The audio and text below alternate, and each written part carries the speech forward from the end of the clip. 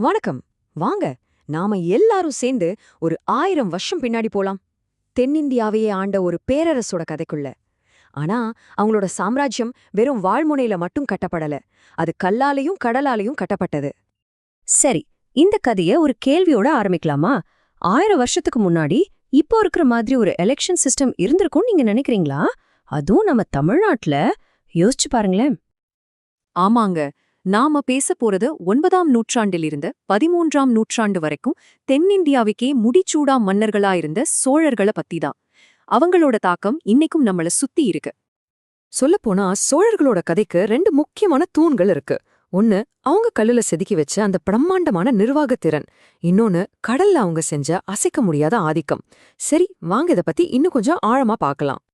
முதல்ல சோழர்களோட நிர்வாகத் திறனை பத்தி பாப்போம். இதேதோ வரி வசூல் பண்றது, சட்டம் போடுறது மட்டும் இல்ல.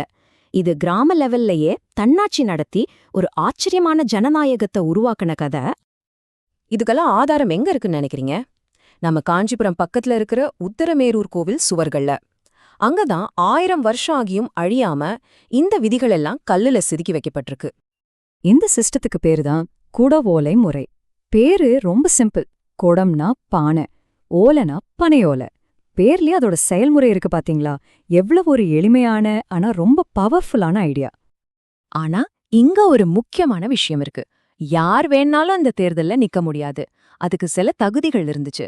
வயசு, சொத்து, படிப்பு, எல்லாத்துக்கும் மேல நல்ல குணம். இப்படி ரொம்ப கடுமையான தகுதிகள்.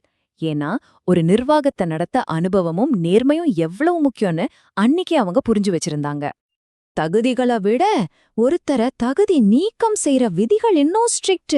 அடங்கப்பா, ஒருத்தர் 3 வருஷம் பதவியில் இருந்தா போதும், திரும்ப போட்டியிட முடியாது. கணக்கு வழக்கு சரியா காட்டலையா, அவர் மட்டும் இல்ல, அவரோட சொந்தக்காரங்க கூட தகுதி நீக்கம் செய்யப்படுவாங்க. ஊழலுக்கும் சொந்த பந்தத்துக்கும் சலுகை காட்டுறதுக்கும் எதிரா எவ்வளவு ஒரு வலுவான நடவடிக்கை பாருங்க. இந்த எலெக்ஷன் நடக்கிற முறைய கொஞ்சம் கற்பனை செஞ்சு பாருங்க. போட்டியிடுறவங்களோட பேரை ஓலையில எழுதி ஒரு பானைக்குள்ள போடுறாங்க. அப்புறம் ஊரு சபை முன்னாடி ஒண்ணுமே தெரியாத ஒரு சின்ன பையனை கூப்பிட்டு ஒரு சீட்டை எடுக்க சொல்றாங்க. இதுல யாருக்கும் சாதகமா செயல்பட துளி கூட வாய்ப்பே இல்ல. இதுதானே ஒரு உண்மையான வெளிப்படையான தேர்தல்? இப்படி எலெக்ட் ஆனவங்க சும்மா இருக்க மாட்டாங்க. பொது நிர்வாகம், தோட்டத்தை பாத்துக்கிறது, ஏரி குளங்களை கவனிக்கிறது, நிதி நிர்வாகம்னு ஒவ்வொரு வேலைக்கும் தனித்தனி கமிட்டி, அதாவது வாரியங்கள் இருந்துச்சு. ஒரு சின்ன கிராமத்துக்கே ஒரு மினி கேபினெட் மாதிரி இது செயல்பட்டிருக்கு. சரி, இதுவரைக்கும் கல்லுல செதுக்குன கிராம நிர்வாகத்தை பத்தி பார்த்தோம். இப்போ வாங்க ஆர்ப்பரிக்கிற இந்திய பெருங்கடலுக்குள்ள போலாம். சோழர்களோட இன்னொரு பிரம்மாண்டமான முகத்தை பார்க்கலாம். அதுதான் அவங்களோட கடற்படை பலம். 600லிருந்து 1000. என்ன நம்பர் இதுன்னு கேக்குறீங்களா? சோழர் கடற்படை அதோட உச்சத்துல இருந்தப்போ அவங்க கிட்ட இருந்த கப்பல்களோட எண்ணிக்கை இது. சும்மா யோசிச்சு பாருங்க, என்ன ஒரு மாபெரும் சக்தி.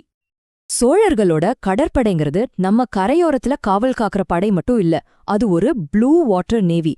அப்படின்னா கண்டம் விட்டு கண்டம் பாயிர ஆழ்கடல்ல போய் சண்டை போடுற அளவுக்கு திறன் வாய்ந்தது. அதோட ஒரே நோக்கம் வியாபார வழிகளை பாதுகாக்கிறதும் தங்களோட அதிகாரத்தை உலகத்துக்கு காட்டுறதும் தான். அவங்களோட பவர் எங்கெல்லாம் போயிருக்குன்னு பார்க்கணுமா? இதோ பாருங்க, இலங்கை, மாலத்தீவுகள், ஏன் இன்னைக்கு இருக்கிற இந்தோனேஷியா வரைக்கும் அவங்க கப்பல்கள் போய் வெற்றி கொடி நாட்டியிருக்கு.